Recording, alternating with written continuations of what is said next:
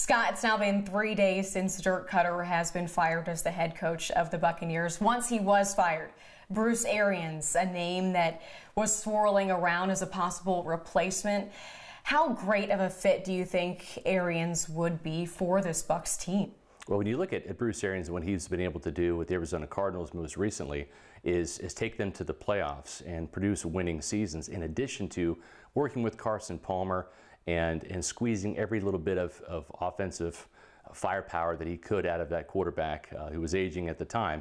And he just has a track record of working with quarterbacks, whether it's Ben Roethlisberger in Pittsburgh or in 2 stints in Indianapolis with Andrew Luck and Peyton Manning before that. And I think that he could do wonders for Jameis Winston. And speaking of offensive-minded guys, the Bucs meeting with Chiefs offensive coordinator Eric Bieniemy today. What makes him an attractive candidate for the Bucs head coaching gig? Well, when you look at what he's been able to do with this Chiefs offense, it's prolific. He's played a big role in helping Andy Reid develop Patrick Mahomes and have that explosive style of offense that is vertical, yet also has got a lot of side-to-side, horizontal, spacing type of plays that really stress out a defense.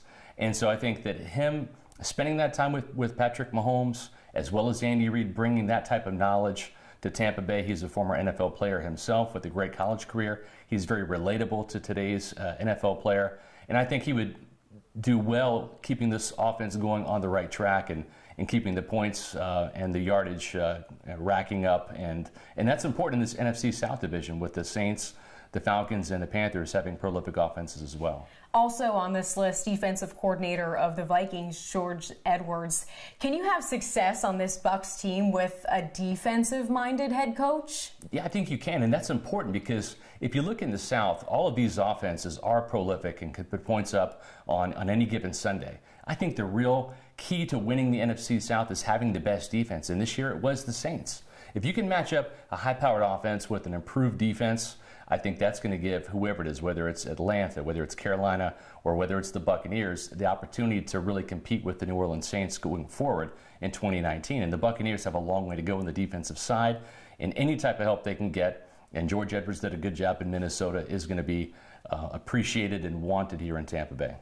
Also kind of surfacing today, rumors that Notre Dame's Brian Kelly could be a possible candidate on the list for as one of the Bucs head coaches. Is there any truth to any of these rumors, do you think? I don't think so. Sometimes you have agents, whether it be in free agency with players or even for head coaching candidates, throw their client's name out there to help them in their current situation get more money.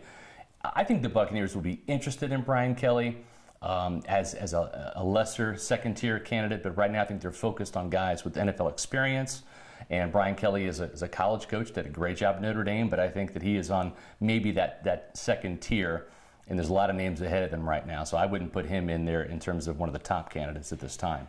And at this point, do you think the Ravens head coach John Harbaugh is still in this conversation based on the fact that the Bucs would have to trade to acquire Harbaugh? Yeah, when you look at John Harbaugh, and it's interesting because there's some parallels to the John Gruden situation back in 2002, right? The Bucs had to trade for Gruden, but that trade didn't happen for weeks later. Actually, it wasn't until February that trade actually took place. So I think that John Harbaugh, and with the Buccaneers having the 5th overall draft pick, that is a treasure right now they don't want to part with. And it would take more than a first-round pick to get John Harbaugh's services from Baltimore. So I think very much like what happened with the Bucs in 2002, that is a back burner trade option that Tampa Bay could always go to. But I think there's other candidates right now that would probably be ahead of that list. But you can't rule it out because the Buccaneers didn't with Gruden, even though it took some time to execute that trade.